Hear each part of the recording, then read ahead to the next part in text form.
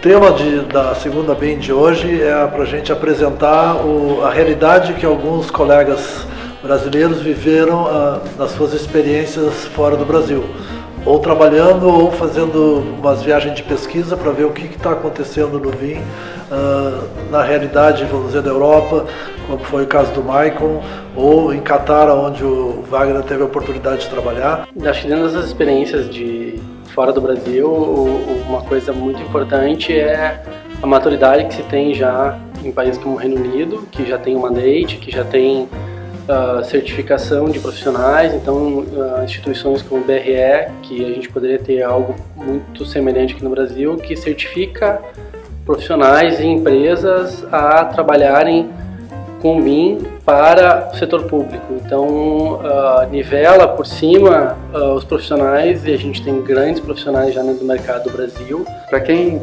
está pensando em iniciar, é também uma excelente oportunidade de se aprimorar aqui e eventualmente fazer um estágio lá fora, fazer um período de experiência, que vai descobrir que, apesar do nosso jeitinho, a gente tem muito a oferecer e tem muito a aprender lá fora para trazer de volta aqui para a gente. Então acho que seriam os pontos que eu gostaria de destacar, que eu acho que é legal. A gente foi agora em outubro, né? Fez uma agenda muito rápida, então a gente fez uma programação de uma semana para visitar institutos, escritórios que trabalham nesses dois ramos, tá? Então, vou passar rapidinho. Esses que estão em asterisco são onde a gente pôde ver realmente a aplicação de BIM e que se discutiu o BIM. Os outros o foco foi muito mais sustentabilidade, tá? Que o BIM está sempre atrelado, tá? Eles usam os modelos para medir, para testar e fazer. Então, a Rainha nos recebeu dia 15 lá, e a gente, nosso primeiro lugar foi no BRE, tá? O BRE é um instituto que foi fundado em 1921, porque lá em 1921 eles estavam vendo que tinha esse problema de projetar mal e construir mal. E aí eles começaram esse instituto lá no Reino Unido, e ele foi privatizado em 97, e aí ele foi alavancado para realmente trabalhar com pesquisa, capacitação, treinamento, ensaio. Então eles fazem praticamente para toda a Europa ensaio de incêndio, estrutura, tudo que o ITT e o PT fazem, eles fazem lá. Então ele é realmente reconhecido no mundo inteiro. E no BIM eles são certificadores de profissionais no Reino Unido. Então, desde o mandate BIM no Reino Unido, eles são um instituto que certifica profissionais e empresas a trabalharem no nível 2 do BIM. E aí, se tu tem o certificado BRE, tu consegue entrar em qualquer licitação pública, digamos, do Reino Unido. Se tu tem o certificado, tu já está habilitado tu não precisa fazer mais nenhuma comprovação, tu já está habilitado para isso. E outros países estão começando a utilizar a certificação deles também para cadastrar. Então aqui na América Latina não tem ninguém ainda certificado. Eu estou fazendo agora os treinamentos para fazer a prova ano que vem, para tentar trazer para cá isso. Eu trouxe algumas fotos de slides que eles apresentaram lá para realmente não fugir, mais para lembrar e elucidar algumas coisas. Então eles deixar bem claro aquela coisa que BIM não é CAD, que não é uma novidade, que é o que está acontecendo agora, né? Esse cara aí, esse é o Paul Oakley, se tem culpa daquele mandate do BIM lá do Reino Unido, esse é um dos culpados, tá? Se vocês forem para Londres e encontrar esse cara aí. E eles estão levando muito a sério de que o BIM é um termo que daqui um pouco pode ser um pouco pejorativo, então tem que cuidar, porque como tem muita gente fazendo projeto, dizendo que está fazendo projeto em BIM, pode estar queimando o nome do BIM, então aos poucos eles querem fazer com que as pessoas compreendam o processo de projeto, que seja aquela coisa, o projeto é BIM, ponto final, não existe outra coisa. E que não seja só um nome, né, Build Information Model, ou Modeling, ou Management, que é o que eles estão usando mais, que é realmente a última definição ali, que é o que eles estão querendo usar mais agora, porque abrange realmente a parte de gestão, né? Não tá só o modelo, Então ter um modelo que tu possa ter informação e que tu vai gerir ele durante todo o ciclo de vida. E aí algumas coisas em que o BRE está envolvido e que serve para toda a comunidade, seja incorporador, seja para o setor público ou seja para profissionais individuais. Eles têm alguns templates, alguns parâmetros. Então o Active Plan é um certificador de templates e de modelos, né? É um sistema que eles estão implantando, que tem envolvimento do BRE, que faz análise dos templates, que faz análise dos dados, né? Óbvio, tu paga por isso.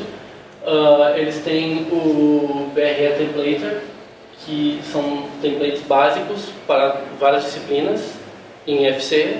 Então, aquilo que a gente estava conversando antes, o IFC vai ser universal e tem que ser lido daqui 10, 20 anos, independente se existir Revit, ArchiCAD, o que for. Então, a gente vai ter que ter. Então, eles têm os templates que já estão padronizados dentro do que o mandate determina para aquele tipo de obra.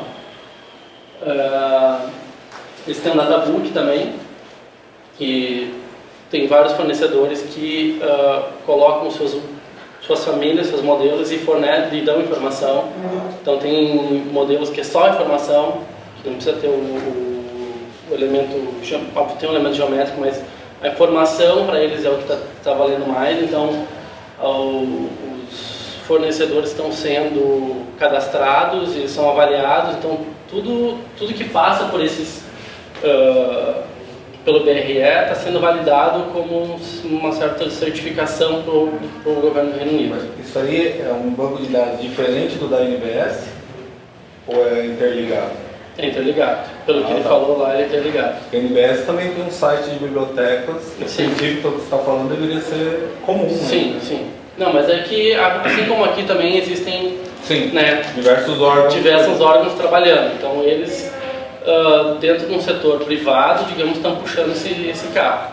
O BRE tem o Orivaldo, que ele é diretor lá ele é brasileiro, um dos diretores do BRE é brasileiro, e ele o BRE tem um convênio com a MDIC em relação à nossa lei aqui, né, de implantar BIM. Então existe uma aquela parceria de colaboração. Ainda está parado em função, quando a gente foi não tinha acontecido a eleição ainda, eles estavam aguardando a eleição para ver o que eles iam fazer. Então agora parece que vai andar. Então coube normas, tudo que tem acontecido no Reino Unido tem envolvimento do BRE, tá? Eles são, digamos, a CBIC, tipo assim, todo mundo consulta a CBIC, acaba consultando a CBIC, o governo consulta para ter informações do mercado. Então o BRE está sendo meio que a CBIC deles para trazer isso. Como eles têm realmente muita bagagem, né, muita informação, realmente é uma entidade séria que dá credibilidade para isso. E aí vem a parte que consola, que eles também estão sofrendo no BIM. Então, antes desse slide ele mostrou aquele gráficozinho dos níveis do BIM, né, o 0, o 1, o 2, e para chegar aqui está difícil, né? Óbvio, tem muita empresa que já está trabalhando no nível 2 do BIM, que já está integrando, já está trabalhando de forma com interoperabilidade, mas esbarra em custo, em questões legais, tecnologia, padrões, a questão cultural ainda é muito difícil lá. Então, acho que os 3 últimos são os mais difíceis. São os mais difíceis, que são os mais longos, né? Então, a parte de treinamento, a parte educacional são as mais difíceis. Mas, enfim, eles têm uma maturidade, estão sofrendo com isso, eles desenvolvem ferramentas, mas ainda os 3 últimos realmente que o bicho pega. Então, a gente não está tão... Né, assim, todo mundo achando que está difícil, gente, para quem começou lá, quem tem a lei desde 2011, a gente não tem lei aqui ainda, então, né, podemos se sentir consolados. Saindo um pouquinho do BIM, lá no BRE tem o BRE Innovation Park, que é um parque, esse já é o segundo parque que foi construído para teste de vários sistemas construtivos em relação à sustentabilidade e ciclo de vida. Então os projetos foram todos feitos em BIM, esse conjunto aí foi construído em 2010.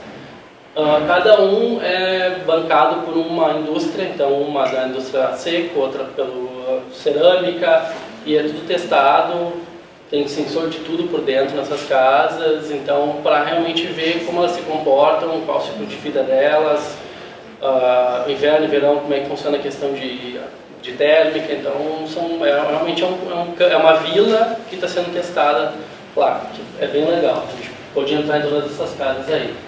Aí o grupo, nós fomos em 17 pessoas, são 14 empresas que foram, né?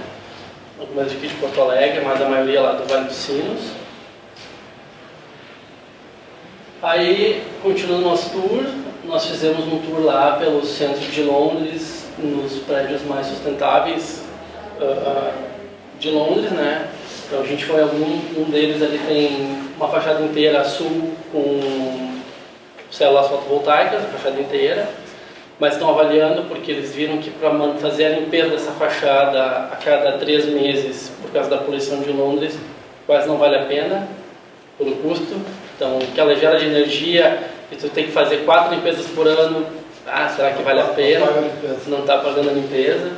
Então, tem algumas coisas que eles estão avaliando. Né? Para automatizar a limpeza para não ter... Tem uma série de... E aqui esse projeto aqui do Foster, depois eu vou comentar, a gente fez uma visita no escritório do Norman Foster, que é um ícone, né, de Londres, enfim, e tem algumas coisas de BIM dele que são bem interessantes. Esse aqui é o prédio que ficou até famoso porque a outra fachada dele fez um ângulo côncavo e fritava carros, óvulos, pessoas do outro lado da rua, né? Dizem que tinha um brise no projeto e que o arquiteto tinha projetado e a construção não quis fazer. Agora, se estava ou não estava, ninguém sabe. Mas foi colocado um brise e para instalar esse brise custou 10% do custo da fachada toda, se fazer ele pós-obra. Tiveram que fazer. E a gente visitou também a sede da Bloomberg, na verdade visitou não, conheceu ela por fora, a gente não teve acesso, que é um projeto do Norman Foster também, e que teve no BRE, top do BRE, digamos assim, dos serviços deles é o BREEAM, que é a LEED europeia, né? Que é o sistema de classificação de sustentabilidade. E esse projeto aqui, ele está no nível Outstanding, que é acima do excelente, né? Então é um projeto que ganhou vários prêmios na Europa, que é fantástico o projeto. Essa aqui Nós estamos no The Crystal, que também é em Londres, que é um projeto da Siemens, que foi feito nas Olimpíadas, que é para avaliar, ele é autossustentável. Não é autossustentável porque ele hoje não tem uma demanda de pessoas usando ele. Tá? Se ele tivesse um número de pessoas que ele foi projetado, ele teria geração de esgoto, de calor humano suficiente para gerar vários sistemas que ele precisa. Então a rede de esgoto dele está ligada na rede pública de Londres e o tratamento que eles gostariam precisava ter um acréscimo de 30% de público diário para que eles pudessem usar o gás do esgoto para produzir energia. Então o projeto é legal, mas não teve adesão. Então funciona, é um projeto muito interessante arquitetonicamente e tem vários sistemas que tu vê, assim, tá tudo muito exposto. Então sensores de fotovoltaico, geração de energia, reaproveitamento de água de chuva, enfim, tem uma exposição lá dentro, então muito voltada para a sustentabilidade, né?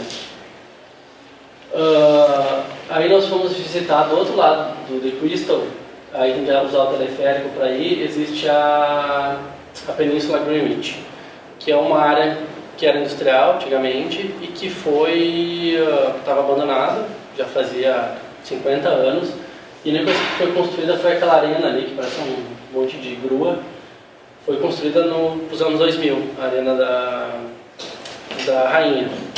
E aí ficou aquela área toda ao redor vazia e começou a se criar um projeto desde 2006 para que fosse reocupado. Então é um master plan gigantesco, tá, que foi feito nessa região. Aqueles são os primeiros prédios que estão sendo desenvolvidos, são esses aqui, esses prédios.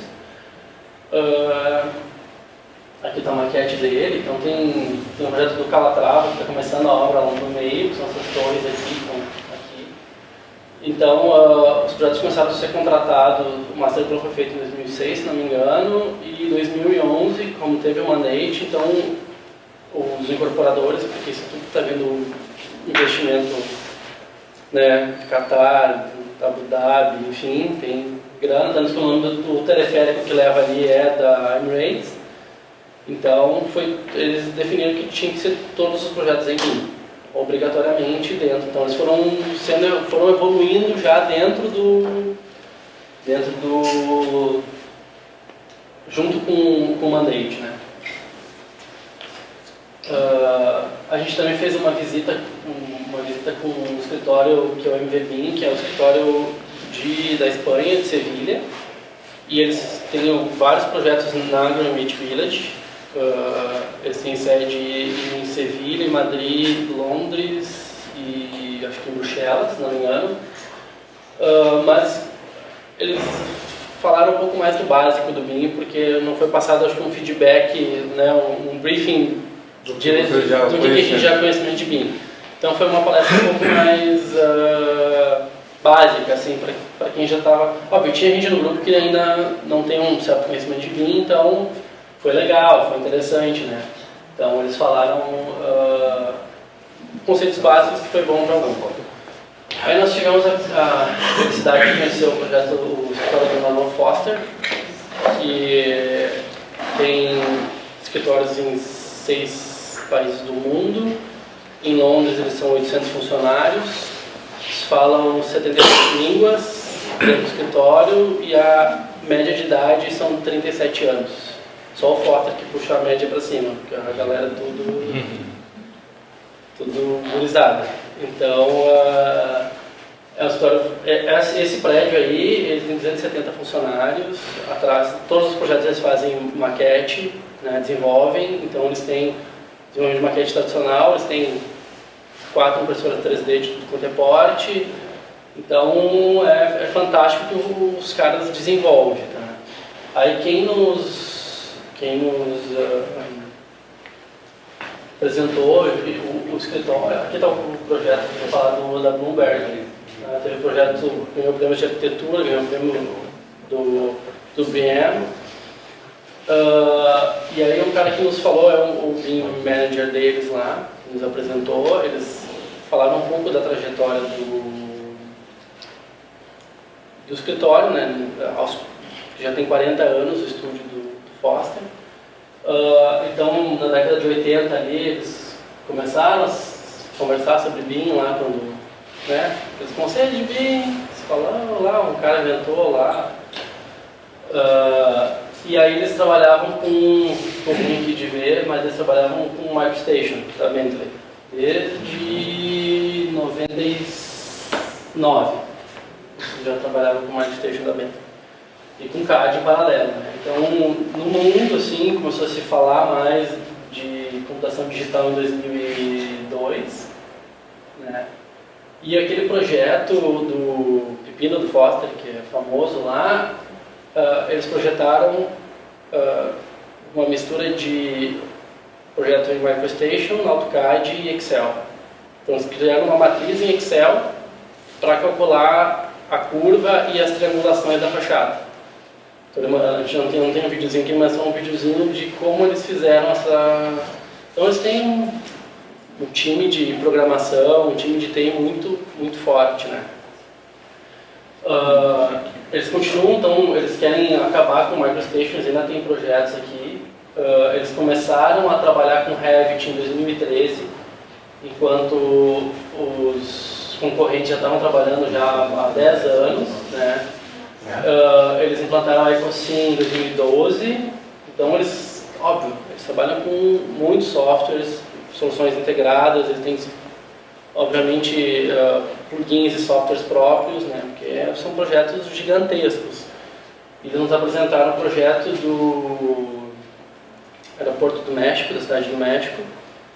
Então aqui é um pouco da estrutura de organograma de projeto deles. Então o Peter foi o cara que nos apresentou. Então ele tem Acima dele tem um dos associados, né, do Foster.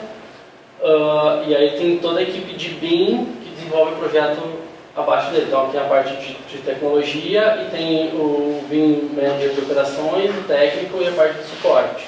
Então aqui tem 40 pessoas abaixo dele para desenvolver o projeto. O projeto do aeroporto da cidade do México.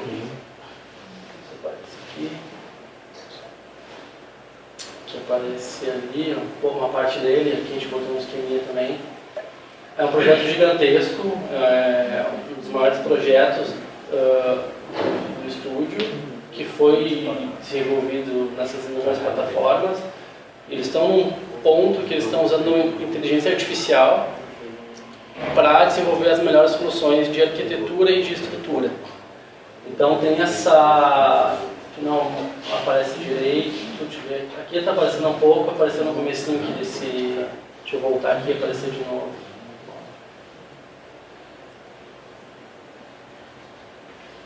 A liderança estrutura que aparece aqui é uma estrutura toda espacial, que eles projetaram, queriam ver como ia ser feito, né? Então eles usaram inteligência artificial com algoritmos genéticos para que fosse calculada todas as soluções possíveis e o algoritmo genético, por seleção natural, apresentaria as 10 melhores soluções para o time poder escolher qual que eles queriam. Eles deixaram rodando uma noite, deu mais de 50 mil alternativas de cálculo, e aí eles, no outro dia de manhã eles tinham as 10 para escolher quem eles iam querer. E aí ele mostrou que toda essa estrutura espacial daria uma distância, se botar na linha reta, daria da cidade do México até Memphis. 400, não sei quantos mil quilômetros. É um negócio absurdo, assim. O número de pranchas, né, volumes que dá também um projeto desse aqui, deu uma sala cheia de projetos. E daí, uma semana depois que a gente chegou aqui, a gente descobriu que esse aeroporto foi... Sim. Acabou a obra, o governo do México disse, não vamos vender mais, vai custar muito caro. Então tá lá, e metade da obra vai parar. Como informação, eu sei que para arquitetura eram 3 mil pranchas. E aí, eles dentro do estúdio, eles têm todas as disciplinas. Então o projeto sai pronto, né? Porque são projetos gigantescos que estão todos ali dentro, né? Eles não tem mais aqui. Chama...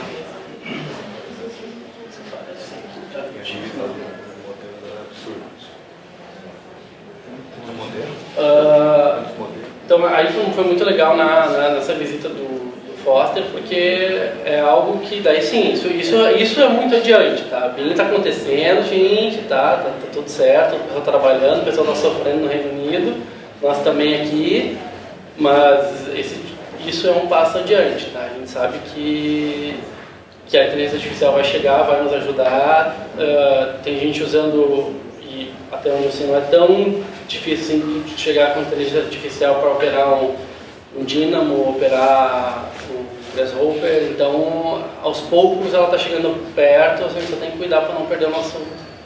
Bom que a inteligência artificial não tem carro nem CRE, né? Ainda. E aí no último... serviço braçal vai sumir. E aí na última manhã a gente teve na Digital Construction Week, que é o segundo ano que está acontecendo essa feira, que ela é muito interessante porque ela é voltada para o setor da construção e para realmente construção digital. Então, o que pegou mais pesado, sim, que era, sei lá, 40% da feira era BIM e os outros 60% era levar o BIM para dentro da obra. Então, muita coisa de realidade aumentada, realidade virtual, imersão, formas de tu levar isso para a obra. Então, tinham várias ilhas, assim, então tinha workshops de BIM, a cada uma hora tinha um workshop, a gente não conseguiu participar de nenhum porque a gente tinha que pegar o avião para a Alemanha, mas tinha uma programação bem interessante, tinha o BIM Village, tinha a Nemetschek, que estava um dos grandes patrocinadores, então tem bastante, a Trimble também estava participando. Então, a BIM Collab, muita ferramenta de colaboração, né, porque realmente é o que eles estão sofrendo lá, então como trocar informação, como todo mundo fala a mesma língua, então várias plataformas, muito parecido com o que a Projeta BIM está fazendo aqui, também tem fabricante que está fazendo lá. O pessoal está desenvolvendo sistemas para a gente integrar realmente de forma mais fácil e todo mundo poder falar a mesma língua, que ainda é uma dificuldade, né? Então, uma BIM Room, os caras fizeram uma BIM Room circular, para tu realmente poder interagir, então, tanto modelo quanto para o cliente, para a venda, né? Então, tu tem isso aqui numa incorporadora que os projetistas possam discutir projetos numa tela dessas aqui, 300, não chega a ser 360, e poder apresentar depois para o cliente a solução de projeto, né? Então, óbvio, isso tem um super investimento.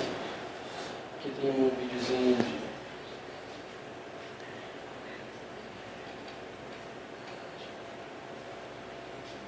Então, talvez para escritórios não seja algo que seja tão palpável, viável, assim, mas a gente vê que para um grande corporador que tem um volume de projetos, talvez se tornaria viável, né?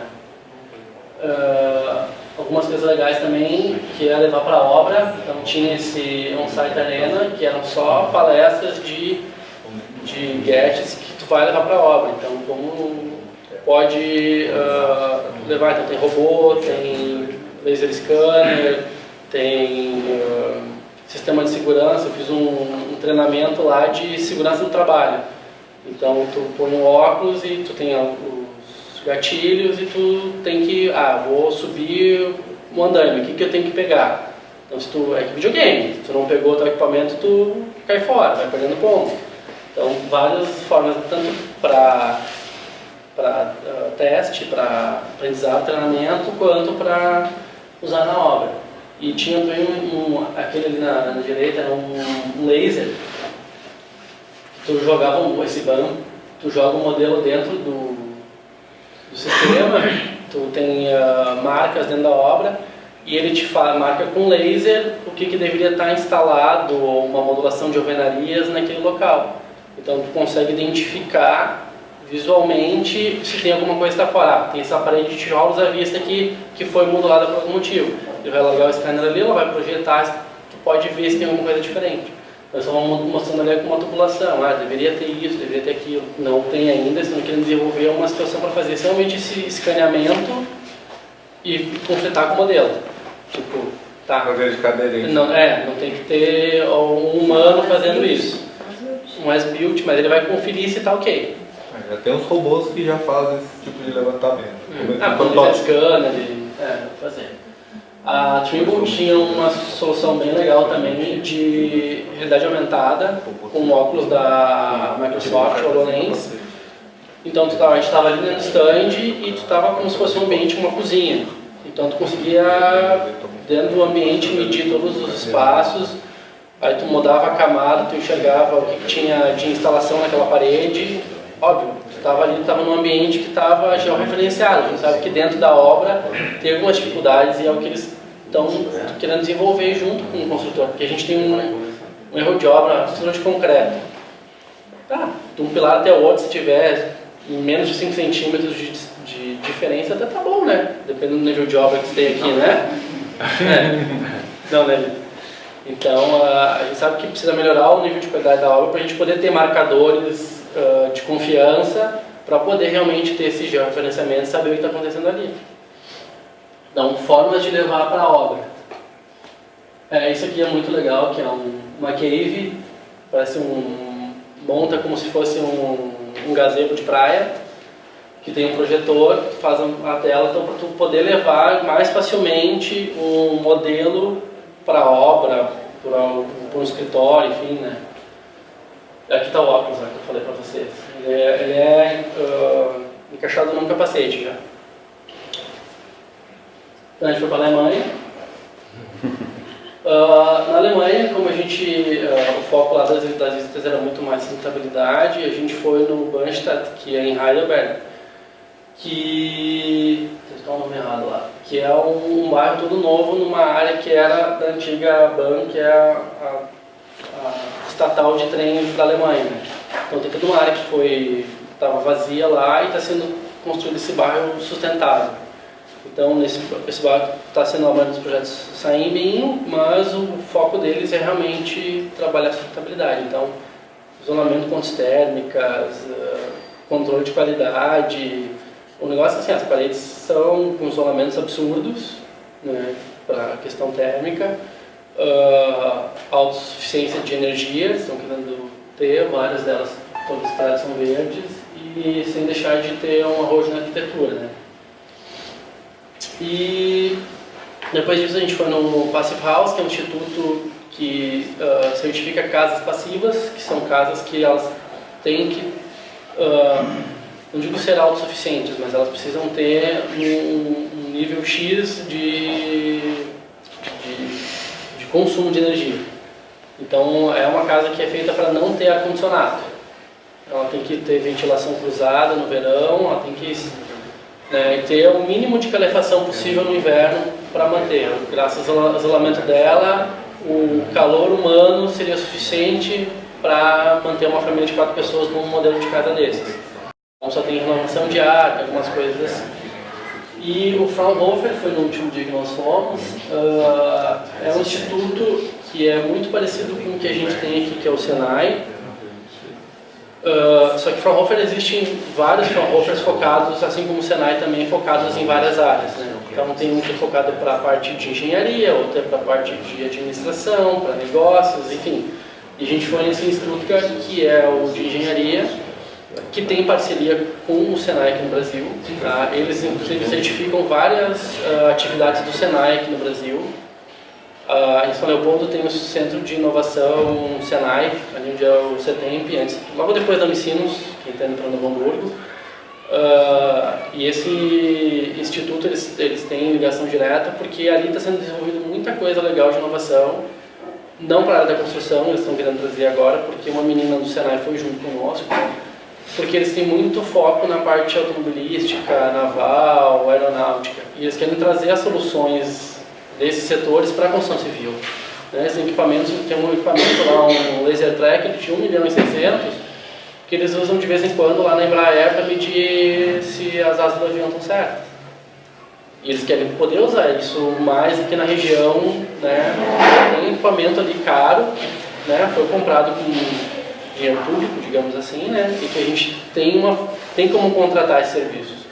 Então esse instituto, a gente conversou com o... esqueci o nome do cara. É um nome alemão difícil. Enfim, a gente precisa ter construções digitais antes de ter construção de fato, né? Então, prototipar, realmente usar tudo que a gente pode de ferramentas. Então, né, antes de que tenha qualquer termobim, é poder usar, é prototipar, é testar realmente dentro do ciclo de vida. Isso para nós ficou muito claro lá, que a gente não escuta tanto e a gente não vê que tem tanta preocupação com o ciclo de vida de projeto, obra e da construção em si. Lá é muito forte. Ciclo de vida. Tá? Estou fazendo certificação para durar quantos anos? Quanto vai ter que ser manutenção dela? Quanto eu vou gastar de energia nela ao longo do tempo? Então, para eles lá, um sistema fotovoltaico, eles têm um payback de 7, 8 anos. Aqui para nós é um pouco menos, né? Dependendo do 5 anos, porque eles têm menos incidência, mas eles querem muito, eles querem, claro, tem situações que dá 10 anos, mas eles querem muito botar, porque a energia para eles custa muito mais caro que para nós. A produtividade lá é do melhor lugar da Alemanha, pior lugar do Brasil. Então, para eles tudo isso, então eles analisam realmente coisas que a gente meio que esnova um pouco. Né? Então a gente pensar realmente, eu estou fazendo uma modificação para quê? Meu projeto é para entregar para o meu cliente, ele construir e deu, ou para daqui 50 anos ele está se mantendo. Então eles pensam muito em Smart Cities, internet das coisas, levar o máximo de tecnologia possível para dentro da obra com sustentabilidade. Então, foi assim, o que a gente pegou da Alemanha de BIM, pelo que a gente conversou com o pessoal lá também, assim, comparando um pouco Londres. Eu sei, obrigado. Londres com os lugares que a gente teve na Alemanha, que na Alemanha tem muito mais iniciativas como a nossa, assim, individuais, né? Tá todo mundo meio que correndo atrás, tem empresas que estão implantando há um pouco mais tempo que nós, mas óbvio, no Reino Unido não dá para comparar o nível de exigência, né? Então todo mundo correu na frente, todo mundo está trabalhando mais, mas na Alemanha a gente, no Bannstatt, que é aquele bairro novo que estão construindo, a gente conversou, quem nos atendeu foi um físico de construções. Tem uma empresa, tem várias empresas que têm físicos, né? Aí o Fraunhofer certifica físico de construção, não é engenheiro, ele é físico. Então ele trabalha com comportamento das edificações em projeto junto com o engenheiro.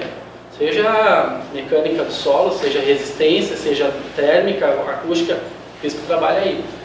E a gente perguntou de BIM, o cara ficou meio assim, não sei. Então os caras estão um pouco, né, são muito focados na questão de sustentabilidade, mais do que e no Fraunhofer também a gente falou assim, tem iniciativas, tem certificação, o pessoal está trabalhando, tem alguns movimentos de Estado para isso, mas eu não fui muito a fundo, não fui pesquisar depois também para ver o quanto está de fato acontecendo, né? Foi a nossa percepção enquanto missão, né? Então foi uma experiência bem interessante para ver que a gente não está tão atrás, não está com conforto, tem muito que correr, né? A gente estava falando antes, questão de Kobe, né? Os caras lá os caras meio que inventaram isso junto com os americanos e está todo mundo remando um pouco, porque não é uma coisa que está incutida, né, ainda. Então tem que mudar. A gente está aí num processo aí de, sei lá, talvez 10 anos aqui no Brasil, plantando devagarinho. Quem já está 10 anos ainda sofre um pouco, né, talvez vai poder não me deixar mentir sozinho. E é difícil, tem que mudar a cultura, né, então para todo mundo, o mundo inteiro está nesse pé. Isso aí que eu tinha para falar para vocês, gente. É isso.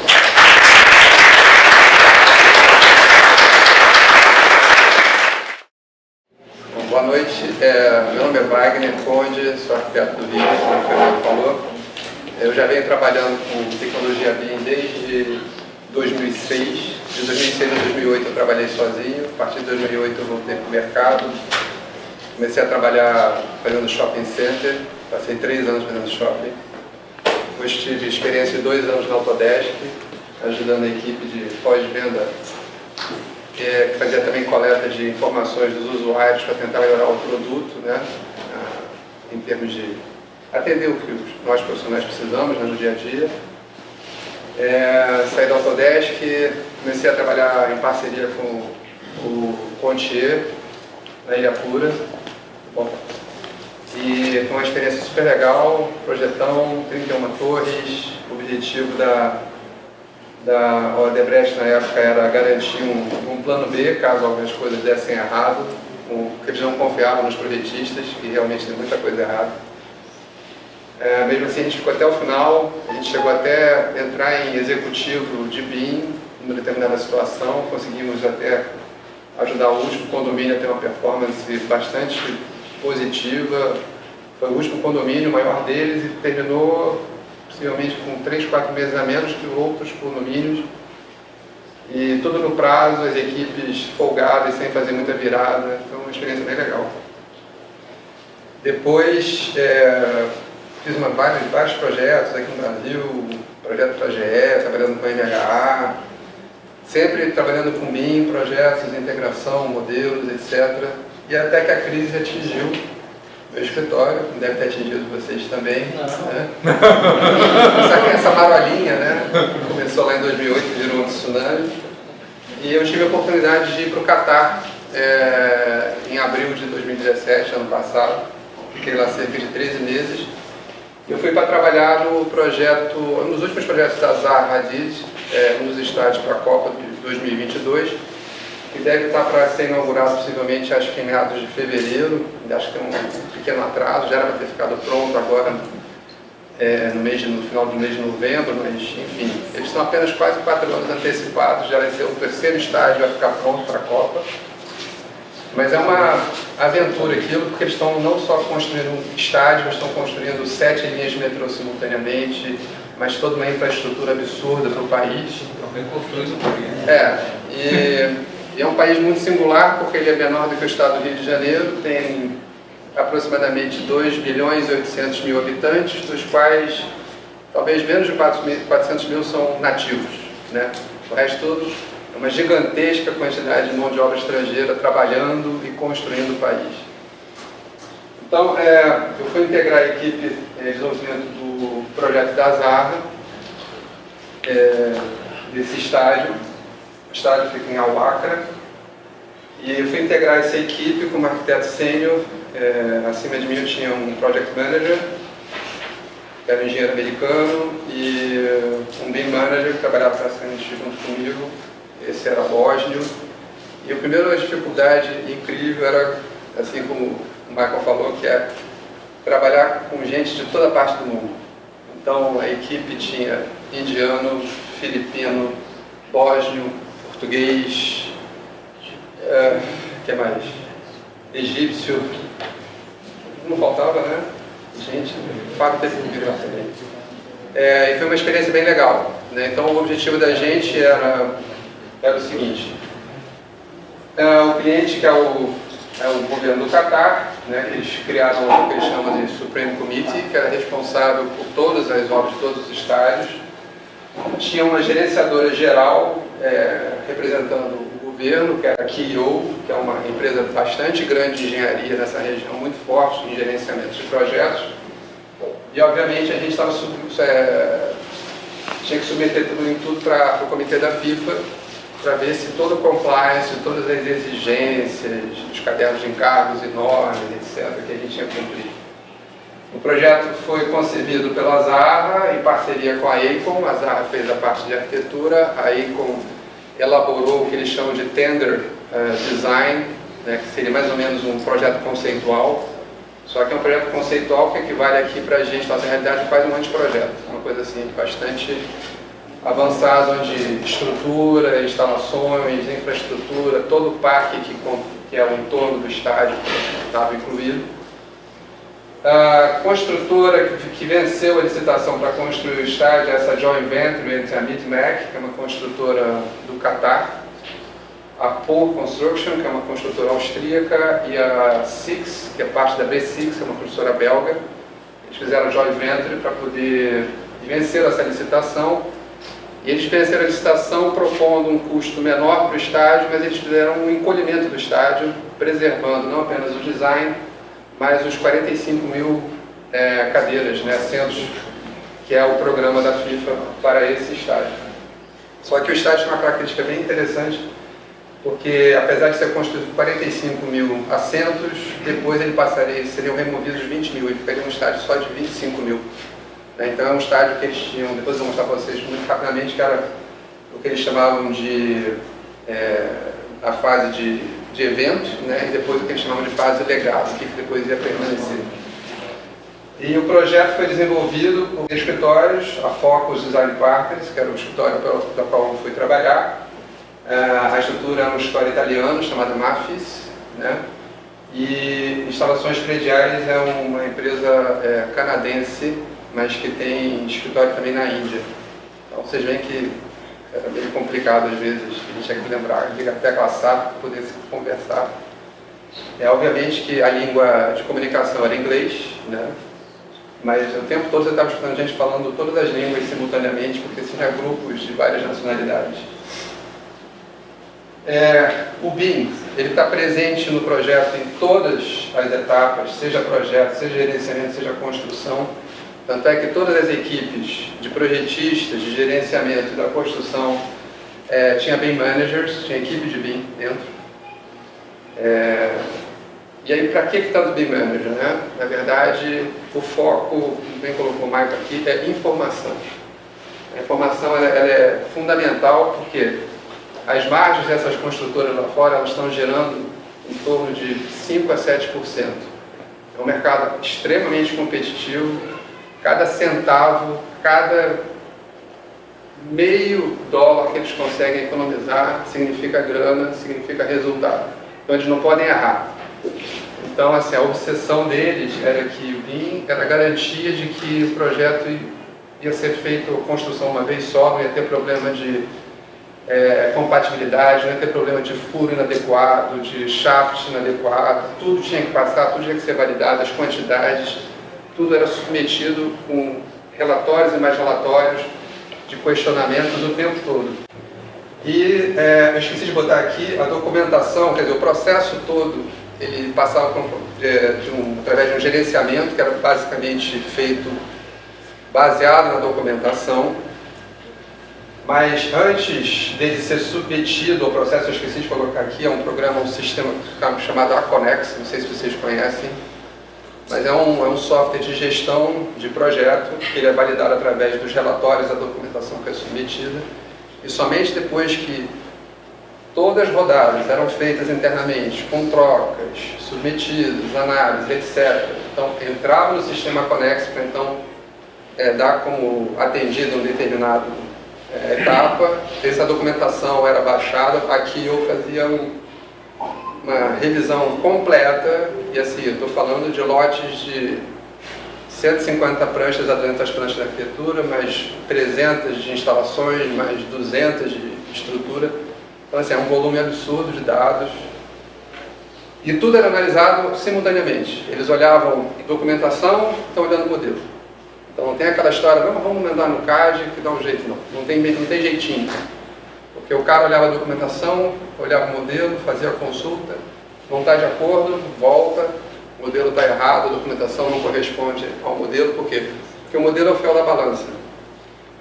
O modelo, assim, era a garantia de que eles iam ter os objetos validados, coordenados, e servir, inclusive, para as equipes de produção consultar o que tinham que ir para o campo executar, para entender melhor e então executar corretamente. Foi até uma experiência similar ao que aconteceu na Ilha Pura, quando a gente trabalhou lá no Rio.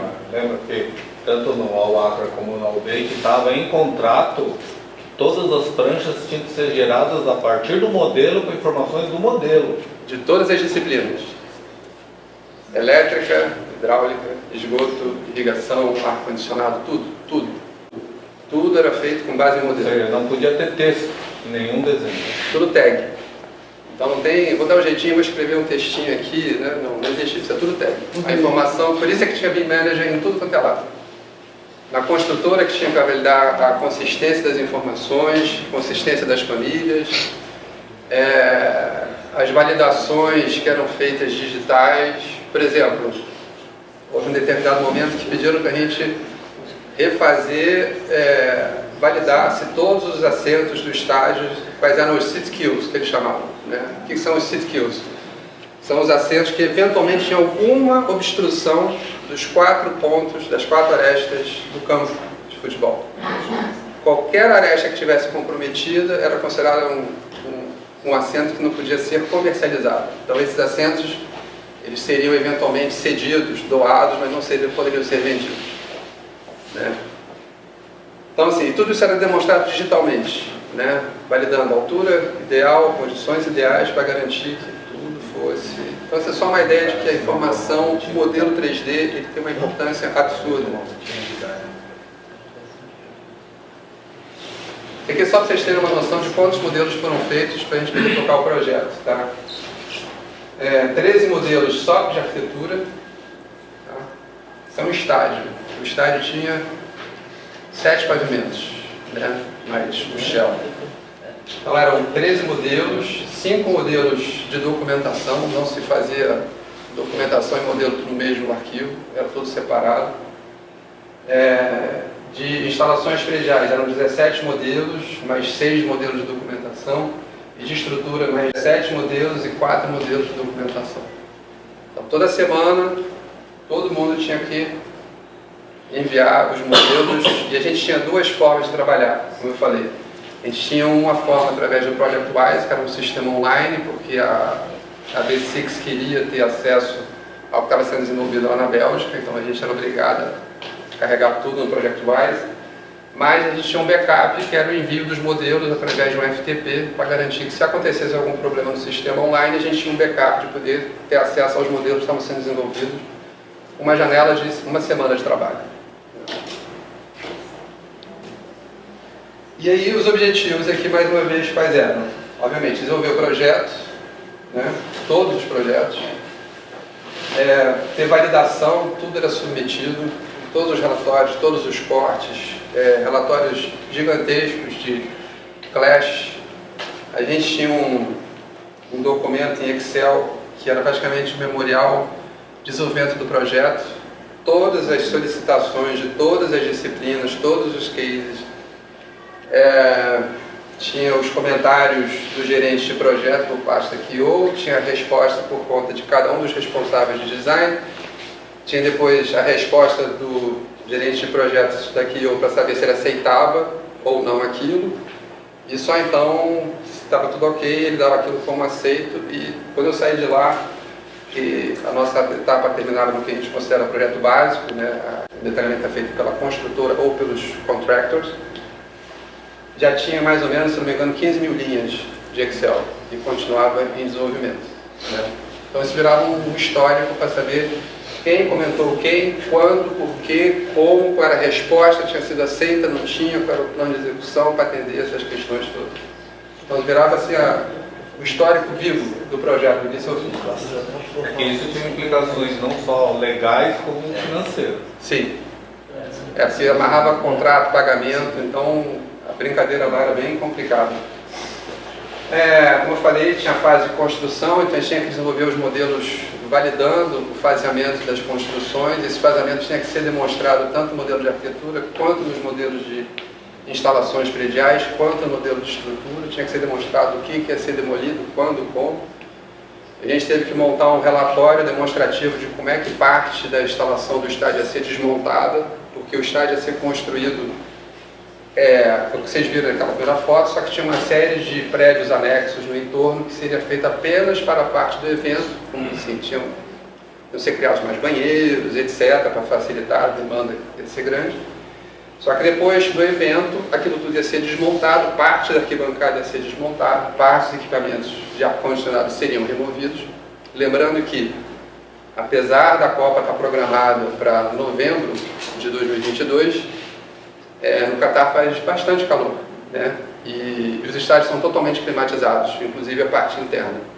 Então tem uma cobertura retrátil, né? Então vocês imaginam que, inclusive tinha um estádio lá que já estava funcionando, que era o Khalifa Stadium, e tinha que levar casaquinho para ficar lá, porque o ar era temperatura de 20 graus, então as meninas iam sofrer, né? Os modelos eram então utilizados também para essa parte de itens críticos, né, como assentos, estrutura, e a parte de compliance lá é levada extremamente a sério. A gente era obrigado a atender em objetos padrões estándares a pelo menos duas normas, norma americana e norma britânica. Era muito comum a gente estar consultando as normas inglesas e a OSHA americana sobre todas as questões de manutenção. Quando era um caso que não atendia, que não estava previsto, a gente tinha que atender pelo menos uma norma. Teve lá um projeto que eu tive que resolver o que eles chamam das catwalks, as passarelas suspensas, porque o telhado, a estrutura é toda curva, né? E eu tive que validar qual era toda a regra para atender a norma, tinha que ver qual era a norma que tinha algum tipo de previsão para cobrir aquilo, porque a documentação sai toda com quais as normas que estão sendo atendidas, validadas, etc., porque em cada sinistro isso vira uma documentação que envolve responsabilidade civil e, obviamente, seguro e outras coisas. Então, a parte de compliance lá é uma parte bastante pesada, muita burocracia envolvida. Modelo de eficiência energética, como vocês podem imaginar, pelo mesmo motivo que tem ar-condicionado, obviamente eles tinham interesse no selo LEED. Se eu não me engano, eles não estavam lutando por ter um selo LEED Platino, mas eles queriam um selo LEED Gold. E, obviamente, que o modelo de análise de eficiência energética, inclusive isso lá é tão sério no Catar que você não constrói nada se você não tiver aprovado o projeto de isolamento térmico da edificação e mais todos os outros projetos envolvidos. Então eles queriam muito isso. É uma coisa muito curiosa, segundo eu soube, eu não sei se isso realmente é verdade, mas o Catar alardeava que cerca de 85% da energia que eles consomem vem de fontes renováveis, de energia solar.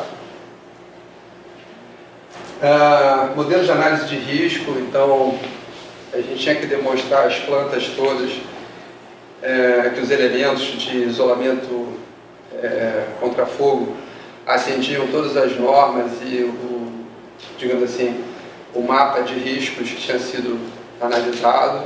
A gente tinha também uma análise de risco à parte, que na verdade só a arquitetura ficou a par e era diretamente relacionada com equipes de segurança, porque obviamente, como a gente está falando de um evento que envolve chefes de Estado, algumas zonas do estádio envolvem segurança top, né? E aí foi que eu descobri que existe uma categoria acima da VIP, né? Lá fora existe o VVIP, é o Very Very Important People, né? E obviamente são os chefes de Estado, é o emir e todas as comitivas, né? Os presidentes, etc. Então isso tudo tinha que estar tudo demonstrado no modelo, e quando o cara apertava lá e te extraía uma tabela com os materiais, todos os materiais tinham que estar listados, codificados, quantificados, tudo era registrado. Como bem o Fábio falou aqui, não se admitia documentação que não fosse gerada sem ser do modelo. Não existe meio termo. Vire-se, resolva. Ah, mas estou com dificuldade para resolver a visibilidade. Vai passar algumas horas extras a madrugada dentro para conseguir entregar.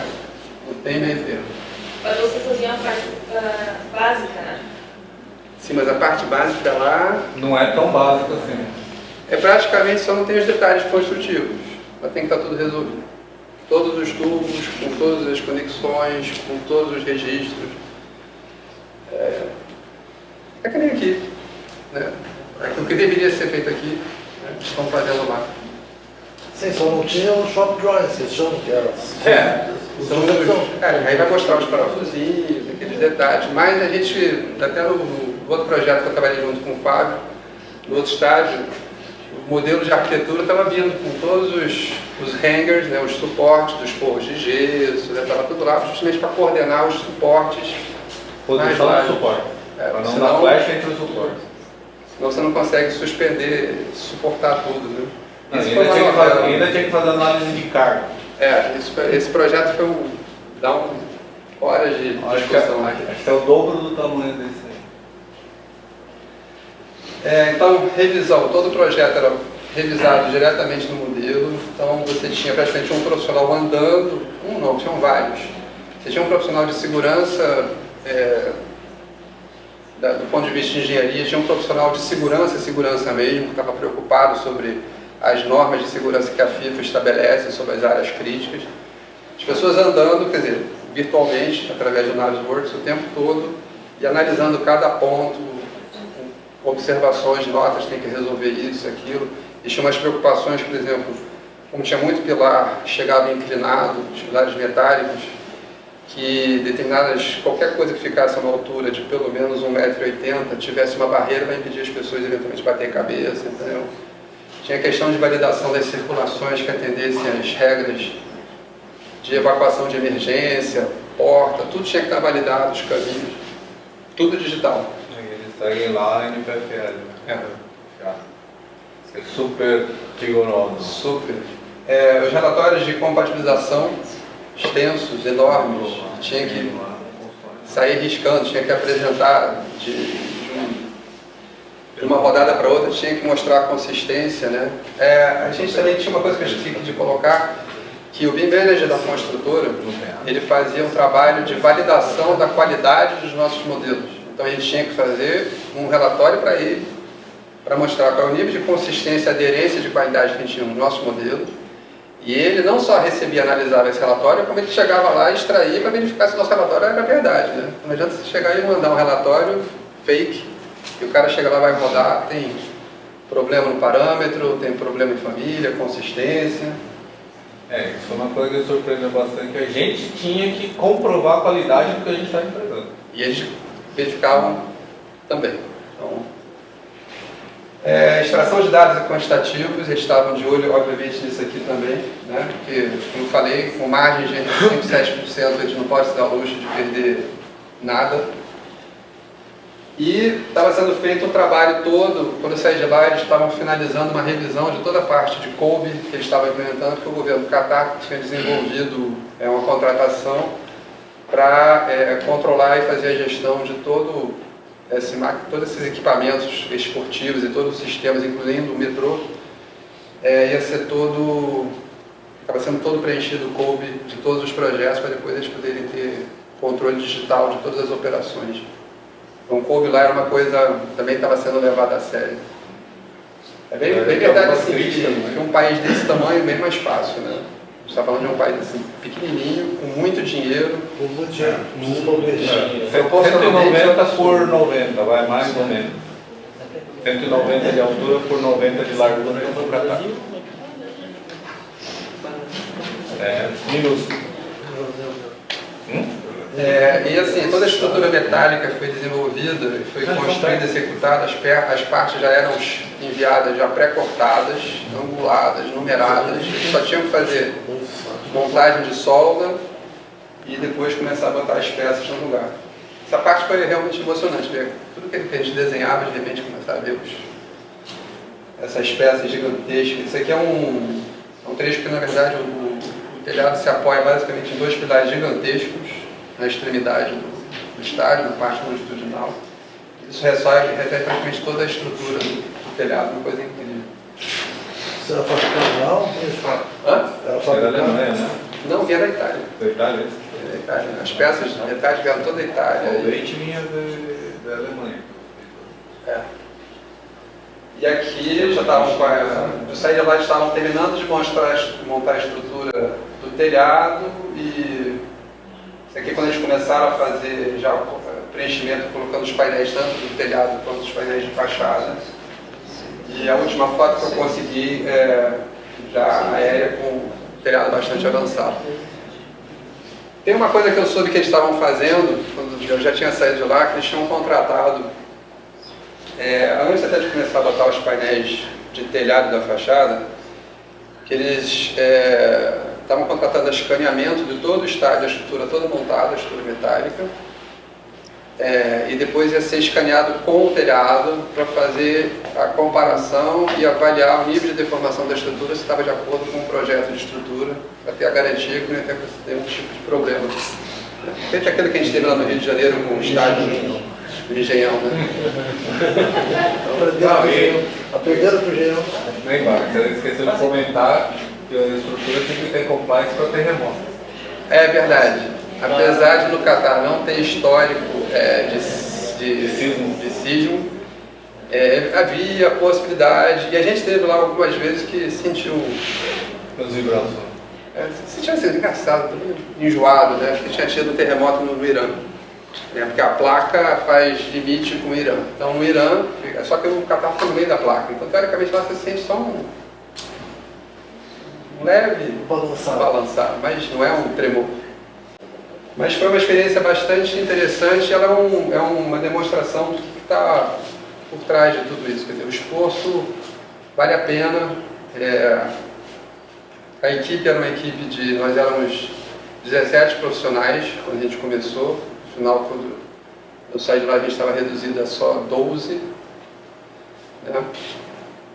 E, assim, bastante interessante. Não existe meio termo, dá para fazer com todas as disciplinas, não é tão difícil quanto se imagina. Tá? É importante lembrar algumas coisas curiosas. Eu acho que somente eu e mais 3 profissionais tinham experiência com projetos grandes. A maioria não tinha. Projetos, em geral, o pessoal que vinha da Europa, bósnios, né? Os países da Europa não trabalham com projetos gigantescos, né? Os indianos até trabalham, porque na verdade a mão de obra indiana é muito barata para eles. E tinha muita gente, muito arquiteto recém-formado. Pelo menos 5 arquitetos da equipe eram recém-formados. O único pré-requisito é que tinha que saber Revit.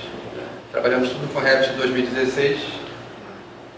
Foi uma experiência bastante... Nós desenvolvemos esse projeto básico, foram 9 meses de trabalho. O 10º mês eu estava saindo, aí eu fui trabalhar no outro projeto lá do outro estágio. E dentro do que o Marco falou, assim, acho que o que está vindo pela frente aí não é necessariamente BIM, mas é essa parte de, que eles chamam hoje em dia de Digital Engineering. Essa engenharia que é feita através de realidade virtual, programação. Você gera 300 alternativas e escolhe aquelas que você cria determinados critérios para você determinar qual é a melhor que atende. Pode ser estética, pode ser estrutural, pode ser forma, altura, custo, enfim. Tem vários critérios para estabelecer conforto. Eu já ouvi falar que o termo BIM tende a ser substituído pelo VDC, né? Virtual Design Construction. E a empresa que eu estou trabalhando aqui em Porto Alegre hoje em dia, a gente está desenvolvendo todos os projetos de instalações complementares, inclusive estrutura, tudo em BIM. E está sendo oferecido para os clientes já os óculos de... Também barato hoje em dia, né? Virtual Reality. Pode ser, tem vários formatos, ou manda para você navegar, ou seja pelo tablet ou pelo celular, com um joystick você pode praticamente andar pelo projeto, né? Essa coisa de você experimentar antes, né?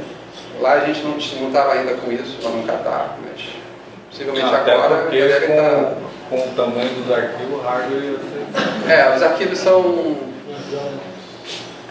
no estádio a gente tinha arquivo com 700 megabytes, um andar.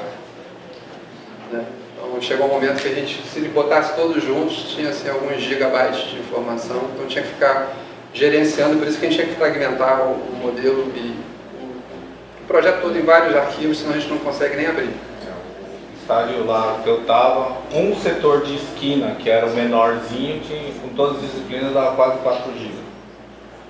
Então, se a gente não fizer isso... Queria te agradecer.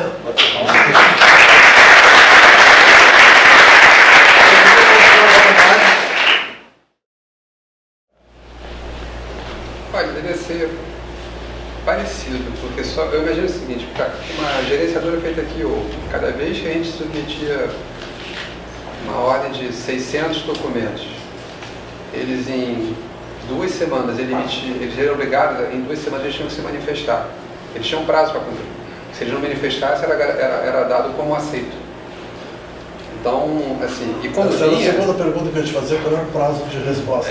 2 semanas. Em 2 semanas eles mandavam comentários em todos os desenhos. Todas as pranchas. Todos. Se tivesse um texto errado no selo, eles apontavam. Ele olhava tudo, preenchimento, numeração de prancha, especificação, cota, tag, visibilidade, entendeu? Tudo. Não estou falando de mais ou menos. Sim, eu sei, eu já fazia uma coisa assim, o nome estava mal escrito da prancha, devolvi a prancha. Devolvi. E aí tinha as 3 categorias. Tinha a categoria aprovado com ressalvas ou recusado. A média era 40% recusado. E 20% aprovado com ressalvas. 20% a 30%. E aí tu tinha um prazo para devolver corrigido. Sim. Esse prazo era, se não entregar dentro do prazo, tem multa ou não recebe. Então a pressão era grande. Como a gente trabalhava, na verdade, contratado pela construtora, não dá para... O escritório também não recebia se não entregar. E se não fosse aprovado. Então não basta entregar, tem que aprovar. E quem aprovava não era a gente nem a construtora, era a gerenciadora. E a gerenciadora não era exatamente nossa amiga, era amiga do governo. Então, não tem meio tempo, tem que cumprir. Tem que fazer, dar um jeito. Tem que dar um jeito. Em paralelo tocando o restante do projeto. Sim, não pode parar. Né? Uma dúvida só, eram 12 projetistas por parte de instalações, isso? Não, isso é a equipe de arquitetura, nós éramos 17 pessoas. De arquitetura? De arquitetura. De instalações eu não sei, porque como eles tinham um escritório no Canadá e parte da desenvolvimento estava na Índia, eu não sei quanto, pode ser uma equipe de 20 e tantas pessoas, porque eles estavam subordinados a eles e você tinha CCTV, segurança, elétrica. A elétrica ela é dividida em duas disciplinas, que é a elétrica, distribuição de força e toda a parte de luminárias, comandos, etc. Entrada de energia, como nem aqui é um capítulo à parte também. Hidráulica, esgoto, irrigação, reuso, enfim, a mesma salada de fruta que a gente tem aqui era o projeto. Normalmente o MP a gente divide, pelo menos se for igual ao Beit, é em torno de umas 17 disciplinas. Então, se você Eu botar... perguntei o número de projetistas comparado com o projeto, era 12 na parte de arquitetura. mais ou menos. O resto são equipes proporcionais. A estrutura também tinha uma equipe gigante também. Entendeu? Porque a gente traziam tanto metálica quanto concreto. E tinha um concreto moldado em Lockmo e concreto pré-moldado, porque toda a arquibancada era em pré-moldado. Então você tinha realmente bastante... As equipes eram grandes. E agora perguntando aqui, mas havia reuniões presenciais ou... Presenciais. Presenciais. Eu ia perguntar sobre isso, porque acho que daí o Marco também pode comentar a questão do fluxo de trabalho, que são profissionais de trabalho no mercado brasileiro, com projetos também. Queria que vocês pudessem falar sobre como é o fluxo de projeto e de trabalho deles, assim, até o Marco pode contar, ou o Marco também, só para a gente entender se é muito diferente, como a questão do fluxo mesmo, como entra, como... Olha, a grande diferença é que está todo mundo fazendo comentário no modelo. Tá? Então, o modelo, ele é real, ele é utilizado para tudo. Então, e não tem meio termo. Não adianta você dizer assim, mas eu fiz. Se o cara viu o modelo e não está, você não fez.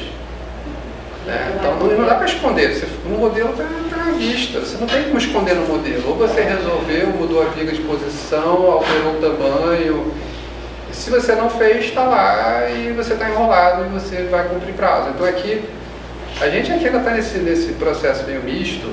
Eu entendo a dificuldade, você tem várias, você tem dificuldade de ordem tecnológica, tem dificuldade de ordem de mão de obra. Até o cliente não está capacitado a analisar. Esse é outro problema, o cliente pede sem saber o que ele está pedindo, né? Aí ele chama alguém que ele ouviu falar que escreveu sobre BIM, põe o cara para... Então os caras aqui, exigência de BIM, aí o cara escreve umas coisas absurdas, aí você tem que... Uma coisa, por exemplo, que estava lá na contratação dos times, né? Eles exigiam ter um número mínimo de profissionais com certificação no Revit, certificação profissional do Revit. Então, por exemplo, eu era o cara da empresa, porque eu era o único com certificação de MVP. E a empresa subcontratou outras e todos os subcontratados tinham que ter um profissional certificado MVP. A gente sabe que a certificação não é o suficiente, porque eu sofri um monte mesmo o cara sendo certificado, mas era uma exigência mínima. E aí você entrava no site e tinha que conferir que o nome do cara aparecia ali. O que a gente conversou um pouco de fluxo foi lá no Foster, e eles têm desde os primeiros trabalhos deles lá com o MicroStation, eles usavam o Excel como uma espécie de FC. Então a base de informação deles era codificar todo o projeto em Excel, e daí tu podia levar ele para onde fosse. Então ainda hoje esse projeto do México, eles usam meio que esse arquivo Excel meio como um backup de informação assim para tudo. Então eles usam ele para usar no Dynamo, para usar no Revit, para usar no Rhino. Eles usam essa base Excel de dados, e aí para eles valorizam muito a informação. Então tipo, a informação tem que estar correta. Se tiver qualquer coisa, seja a informação da geometria ou um parâmetro, vai sair errado do outro lado. Então a gente se surpreendeu deles aí não utilizarem isso. Hoje, né, tem tantas outras tecnologias, outras formas de arquivo, de programas, mas eles insistem porque para eles é garantido. Então eles vão fazer um projeto aí de bilhões de libras e aí, né, para eles é garantido. Então eles vão desenvolvendo outras ferramentas de desenvolvimento de projeto mesmo, né, parte estética, parte estrutural, mas a base de dados ainda eles mantêm no Excel. Isso que vocês estão trazendo é de que, vamos dizer, a informação é que talvez seja o mais importante. Olha, dessa história toda. Hoje em dia, a minha visão é que assim, não adianta ter um modelo bonitinho sem informação. Eu prefiro um modelo mais ou menos com informação. Todo informado. Eu achei muito interessante que tu colocou que toda informação que consta em qualquer documento tem que ter saído do modelo, ou seja, tem que estar informado, tem que estar tagueado. Que está no objeto. Está no objeto. O objeto tem que informar tudo que precisa ser informado. Né? Porque se saiu um memorial descritivo de acabamento que saiu aprovado, eu tenho que mostrar que no modelo ele tem que estar, essa indicação Coerente. especial tem que estar coerente. Porque aí tem que estar lá. quando tu pegar um elemento virtual e for para a obra, tu vai no modelo e não interessa, está lá no modelo.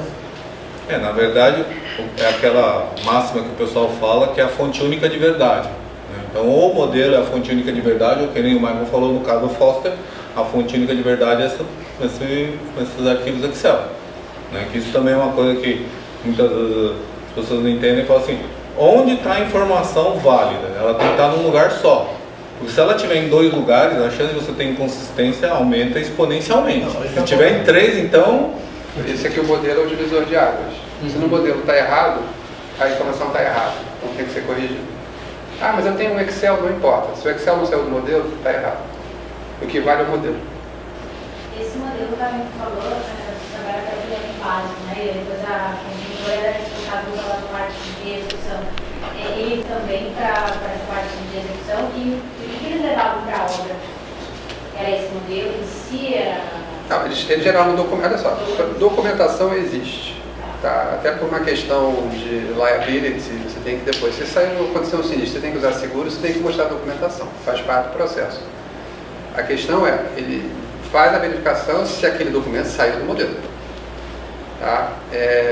E a gente teve situações, por exemplo, que a gente resolveu um determinado andar, aí houve uma solicitação de alteração, só que aconteceu, a gente tinha passado a bola para a construtora, começar a desenvolver shop drawings, eles tiveram que parar, devolveram o modelo para a gente foi, fez alteração de projeto, tudo usando ProjectWise. Ok, está liberado, aprovou, aí emitiu os documentos, aprovado, devolveu de novo o modelo para eles, e assim, o modelo é o mesmo, entendeu? Então, e acontece muito isso, a gente vai passando, vai trocando o modelo um com o outro. Mas depois que executar, vai voltar a alimentar o modelo? Vai, porque quando você tem, quando a gente vai entrar a parte de Code, o projetista ele só preenche 5% do Code. Ele vai preencher lá, assim, qual é a máquina, qual é a potência, qual é a função, só que a construtora depois tem que preencher Qual é o fabricante? qual é efetivamente o modelo, de qual marca, qual fabricante, O PDF do manual de manutenção. data de instalação, data de teste de carga, né, fazer toda a parte Sim, de comissionamento. Então tem uma Qual- condição de validação. Qual a com tag, o modelo. qual a tag associada ao equipamento, tá? Isso é uma coisa que eu até brinquei com o Wagner, que quando fizeram a apresentação do Cove lá pro meu projeto, eu dei risada, né? Porque eles vieram com uma etiqueta de, assim, 2x2, né? Eu falei assim, legal, né? Pro interruptor tal, beleza, mas e para aquele Air Handling Unit que está a 7 metros do chão? Onde você vai achar um equipamento de, sei lá, 4x7 e você vai achar uma etiqueta 2x2? Para escanear e para... e com isso o databook é o modelo. Quem sabe o que é databook, não existe databook. Databook é o modelo. Você vai resolvendo, vai imputando os dados, chega no final, o modelo é um databook. Você tem tudo sobre o projeto lá dentro. Só que outra coisa que é muito importante no fluxo deles, como existe muita responsabilidade civil e de projeto e todo rastreamento, que nem o Wagner falou, é feito em Excel. Isso é uma coisa que eu voltei muito com esse conceito. O rastreamento de tudo que é feito, tudo que é... Por que foi alterado e tem que ser documentado. Tá? Pode ser, falar, mas tem implicações fiscais, tem implicações financeiras, né? Mas precisa ter um histórico. Até porque ver quão rápido as pessoas respondem. Né? Porque, por exemplo, você entra num projeto, você faz uma solicitação, o cara leva 10 dias para te responder, e te responde no dia seguinte. Eu falo, não, você está atrasado, levou 10 dias para resolver esse problema? Não, não foi minha.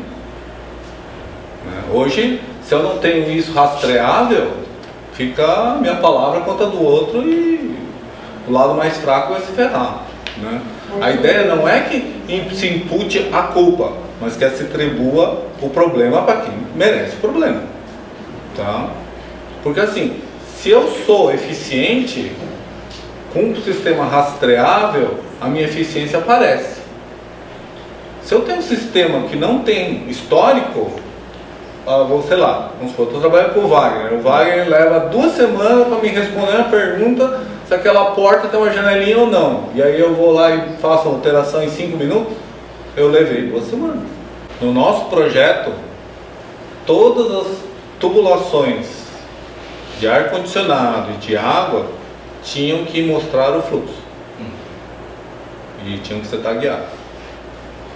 Então isso é uma coisa que a gente estava tão atrasado no modelo que eu não fui atrás disso aí, mas eu sabia que a gente ia ter um pipinão para resolver numa etapa futura. Mas a nível de projeto, depois a construtora vai botar o material. A gente estava fazendo projeto para a construtora já, pro contractor, pro executor. Na verdade, a construtora estava assim, ó, esperando com as mãos abertas para receber os documentos.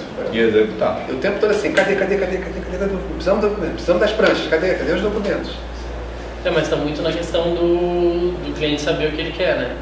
Então, às vezes o cliente está muito focado na parte dos sistemas, das instalações, mas ele esquece ou não sabe que ele precisa... Não está cuidando de outras coisas. Que o arquiteto tem que fornecer, não para ele diretamente, mas vai ter que fornecer para os outros projetistas essas informações. Então, essas contratações são mais difíceis, têm que ser mais elaboradas, né? E surpreendentemente, isso é uma coisa que logo que eu cheguei assim, nas primeiras reuniões, eu falei assim, nossa, tá meio esquisita essas reuniões. Aí eu fui conversar com o Wagner. Wagner, eu tô louco ou eu sei mais que algum desses caras aí? E foi o que aconteceu. Em várias situações, eu e o Wagner, a gente éramos os profissionais com mais experiência em todo o projeto. E eu ficava assim, meu Deus do céu, que horror. Porque eu tô vendo coisas que eles não estão vendo.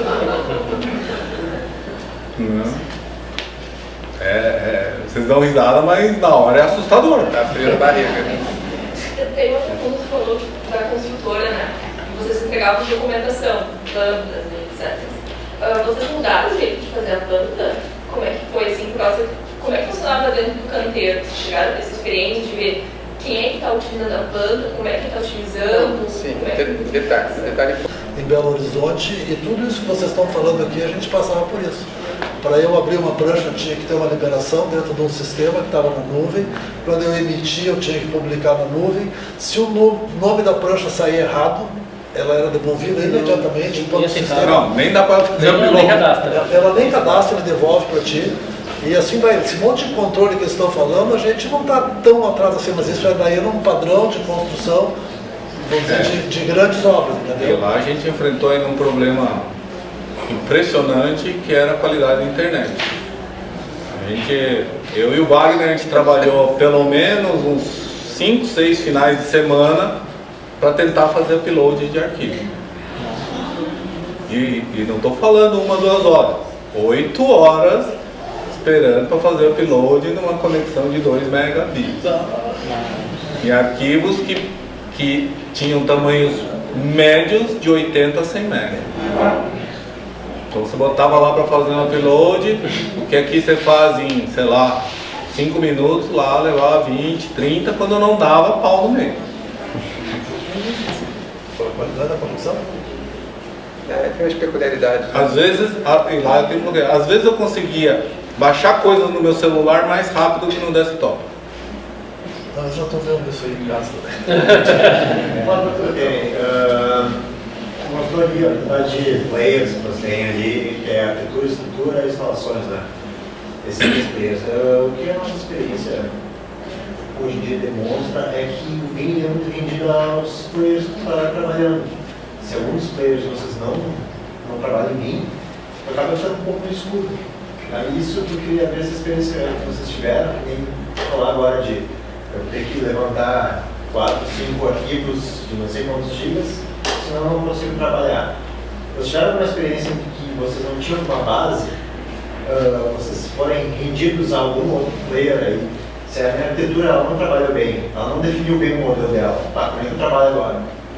Isso era parte do meu trabalho, assim, porque eu ficava no canteiro, eu fiquei os primeiros 2 meses, vamos dizer mais, no escritório aqui em Doha. Depois eu fui pro canteiro, eu ia, vamos supor, uma semana de 5 dias eu ia 3 dias, depois eu passei a ficar direto. No último mês eu ia para Doha de vez em quando. Então, o que acabava acontecendo? Tá?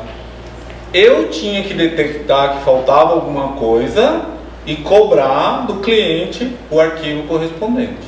E tem que fazer isso rápido. Só que era assim, assim, às vezes um subcontratado que estava modelando falava assim, ó, tu não tô achando tal coisa. Aí eu tinha acesso ao sistema deles, eu ia lá no sistema deles, abria, aqui tem a versão que eles não têm. Ou eu abria e falava assim, não, essa arquitetura está realmente faltando. Eu ia lá falar com os italianos, que eram os nossos clientes, eu falava, não, vai vir uma arquitetura nova, tem uma arquitetura nova em tal lugar. Eu sei que foi engraçado porque chegou no final, eu conhecia melhor o sistema de arquivo deles que alguns deles. E às vezes eu tinha arquivos mais atualizados que eles mesmos. Vamos dizer que mesmo em alta de milhões, a gente tem problema com revisão de base. Não, até porque a burocracia para fazer essas revisões de arquitetura, porque assim, como o Wagner enfrentava problemas de autoria, com certeza em Albeit tinha o mesmo problema. Então, por exemplo, a gente tinha lá num determinado corredor, eu tinha um corredor que tinha 3,60 metros de pé direito, o forro estava a 2,40 e não cabia as coisas. E aí a gente chegou e falou assim, ó, teria que baixar pelo menos para 2,20. Então eu falei, 2,20 não pode porque já está pegando o marco das portas. E aí ficou uma coisa, tá, aí isso ficou uma coisa aberta, que levou, assim, quando eu levantei, na verdade os italianos já tinham levantado, eu reforcei, levou ainda uns 45 dias e eu vim embora e não tinham resolvido. Não, os dutos ali, um duto pequenininho era 60 por 40, são um duto pequeno. Eu vi dutos chegando do tamanho dessa porta aqui, dessa abertura. Né? Tinha um shaft de entrada de ar, uma grelha de ar, que ela tinha 2 metros de altura por 4 de largura. O cara entrava lá dentro para fazer manutenção. Então, eles até tinham feito, o cara me mostrou que no projeto deles eles tinham posto reforço, ia ter uma marcação dentro desse duto, onde o cara podia caminhar. Se ele pisasse fora, ele ia cair uns 4, 5 metros. E esse limiar que está mostrando aí, entre o que foi modular, que instalações tem que modular, isso estava tudo bem definido. Assim, tá bem definido. Cada um tem modular, porque isso a gente vê. Se bem esse que... exemplo maravilhoso que falou assim, dos suportes, quem define isso? Assim, quem coloca o suporte, quem define o suporte? Lá a gente tinha uma série de restrições, né? Porque eles usaram lajes ocas. Aí a laje oca, você só podia pôr a fixação na parte fina, na casquinha lá. Você tem uma laje, tem um furo aqui, só podia pôr a fixação aqui. Só que aí você cria um problema à parte, né? E essa fixação... Baixa capacidade de tração. Isso, e cada parafuso aguentava só 300 kg. Agora você pensa assim, eu vou pendurar 7 eletrocalhas de 50 centímetros de largura com um monte de cabo e ancoragem só aguenta 300 kg. Aí os italianos acharam uma solução em que eles faziam botavam um perfilado e tinha uma distância, acho que de 50 centímetros para influência de tração de um influir no do outro. O cara da Hilt vivia lá no canteiro. E tinha que modelar tudo isso para validar. Para você ter uma ideia, tinha suportação que tinha 3 toneladas de carga. Aí tinha que dar um jeito de dividir isso em vários hangers para colocar no lugar. Como é que tu define isso? Como é que define isso? Para definir um contrato, olha, tu é responsável por esses elementos, tu é responsável por esses elementos. O contrato, assim, eu não vi contrato, tá? Do cliente com o consultor. Mas olhando o cenário, foi porcamente feito. Porque as definições começaram a chegar definições pra gente, assim, tem que modelar os cabos para ver os raios de curvatura vai trocar. Eu falei, vocês estão bebendo. Falei assim, não, nosso contrato não prevê isso, é aditivo, ou o meu chefe perguntou, falou, não, nós não vamos fazer. Aí a gente entrega o modelo e eles que façam por cima. Tá? Porque nós éramos subcontratados, então a gente foi contratado para fazer isso, vamos fazer isso. Aí perguntou, mas dá para fazer isso? Eu falei, não vale a pena. Para a gente fazer, a gente vai assumir um risco que não é nosso. Os belgas e austríacos eram um pouquinho mais organizados do que os italianos.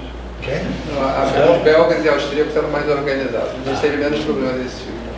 Teve outros, mas teve essa parte. Mas isso tudo que está se falando aqui ainda é gerenciamento de informação. Nós estamos falando de coisa que continua sendo informação. Não, é sempre informação. Assim, eu vou esquecer como a gente estava no canteiro, a gente tinha acesso ao engenheiro. Então eu tinha engenheiro de estrutura no canteiro. Então quando surgiu algum problema desse tipo, isso era resolvido quase que imediatamente, entendeu? Então tinha muito contato por demanda específica. Estamos com um problema assim, marcava uma reunião de emergência, de urgência, de última hora. Então, porque é quase um processo de design build. A gente está detalhando, entendeu? E os caras vão usar os documentos que é 2 semanas, entendeu? Não tinha prazo. Estamos desenvolvendo, agora liberou essa parte, temos que fazer isso, entregar. E outra coisa que era parte do meu serviço é que os italianos estavam, vamos dizer, desenvolvendo o projeto executivo, e aí eles assim, achamos uma solução diferente, muda, vocês vão ter que aplicar isso nos modelos que vocês estão fazendo evolução para o Shop Drawing.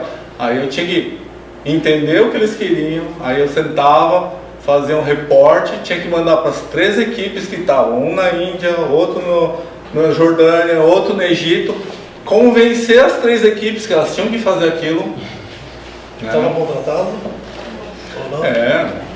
E assim, por exemplo, a gente teve alguns problemas que, por exemplo, o time do Egito chegou num ponto que ou eu mandava e-mail para a guria, ou ela simplesmente não respondia mais ninguém. E eu ficava assim, pelo amor de Deus. Eu com um monte de coisa fazer, tinha que parar para fazer um e-mail específico porque tinha coisa assim, o Wagner me ajudava, o outro me ajudava, o gerente de projeto me ajudava. Chegou uma época que a mulher simplesmente fala, se não for você, eu não respondo. E aí, eu nunca vi ela. E aí chegou num ponto que, assim, aí chegou um ponto que assim, eu tinha zilhões de coisas para fazer, eu tinha que parar para responder. É isso que você tem que fazer, sim ou não. Coisas, às vezes mensagens ridículas, eu tinha que parar para responder. Resumindo, é bem urgente. É a comunicação. Mas isso que nós estamos falando aqui acontece nos projetos antigamente. Os problemas não. Os problemas são. Tem gente atrás daquela máquina, atrás do BIM tem gente. Os problemas são os mesmos, basicamente sim, dá para dizer. Os problemas são os mesmos. Lá tem o adicional dos problemas de comunicação e de cultura. Tá? É que nem eu brinco, falo pro pessoal, quem já ouviu eu conversar, um indiano você tem que dar a instrução um por um, passo a passo. Se você subentender que ele vai entender um passo, você se ferrou, ele não vai fazer.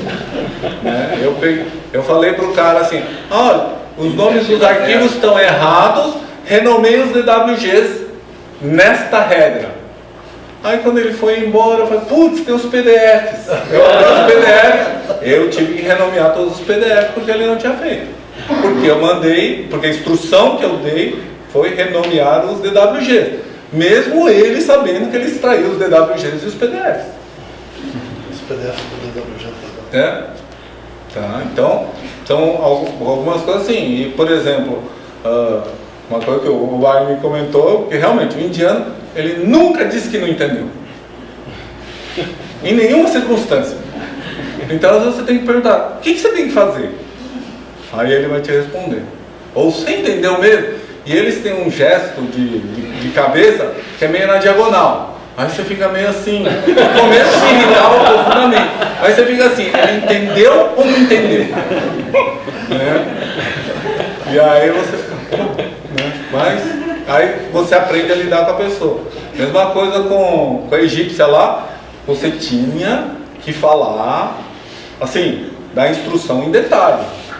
E ela era muito triquinha. Porque o modelo não segue a norma. Fala assim, a gente não foi contratado para criticar o projeto. A gente foi contratado para fazer isso. E cada vez que ela achava um problema de projeto, ela reclamava que ia fazer um projeto errado. Eu falei, nossa, eu levei 1 mês para ela entender que ela tinha que modelar o que eu instruísse.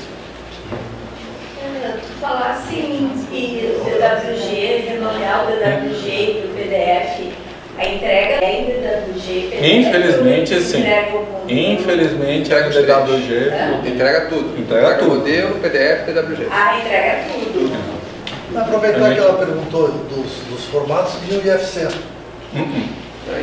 A gente tinha Final. lá que era obrigado a entregar Revit, DWG, PDF, NWC, NWD e IFC. Lá Não é no os outros que eu não... NWC e NWD são formatos para o Navisworks. Os novos, tá. E o IFC permanecia. Tá. Lá em Albeit não existia essa necessidade do IFC, porque na verdade a gente estava trocando não, que nem o Wagner, com o cliente final, a gente era sub do sub, vamos dizer assim, tá? Então era uma troca mais informal, mas mesmo assim era um negócio meio bravo. Uma vez eu vi uma briga do meu gerente com o gerente deles e eu falei, vou apanhar. Tá do lado. Assim. Bom, pessoal, é o seguinte, está chegando o final já do tá horário tarde. nosso, tá?